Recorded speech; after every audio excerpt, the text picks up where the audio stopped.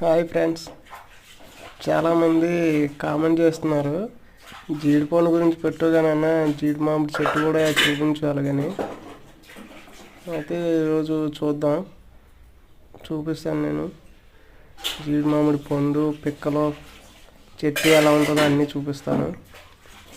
పేరన్నీ అన్నీ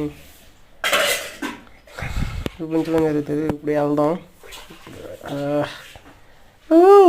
ఇదే కనిపిస్తుంది కదా, ఇదే జీడి మామిడి చెట్టు, అంటే కాజు ఫ్రూట్ చెట్టు. ఇది కాజు ఫ్రూట్ అంటే జీడి మామిడి పండు, జీడి మామిడి పండు. ఇది పిక్క, ఇది చెట్టు. ఈ పిక్కలో చాలా బాగా కాసాయి, గుత్తులుగా కాసాయి. ఇవే జీడి పిక్కలు, అంటే కాజు అది కట్ చేయాలి. చూడండి, ఫుల్ బాగా కాసి గుత్తులు ఉన్నాయి. ఇంకా పండలేదు, ఇంకా పచ్చిగా ఉన్నాయి. ఇది పండు అనమాట.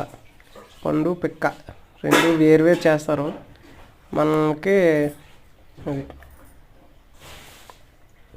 అదనమాట. పళ్ళు అయితే పల్లెటూరులో తింటారు కానీ సిటీల్లో కొనుక్కొని తింటారు.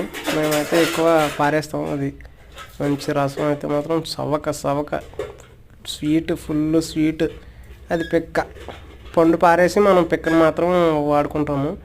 దీన్ని సెంటర్ కట్ చేస్తే లోపల కాజు ఉంటుంది అన్నమాట, జీడిపప్పు ఉంటుంది. అది కాజు.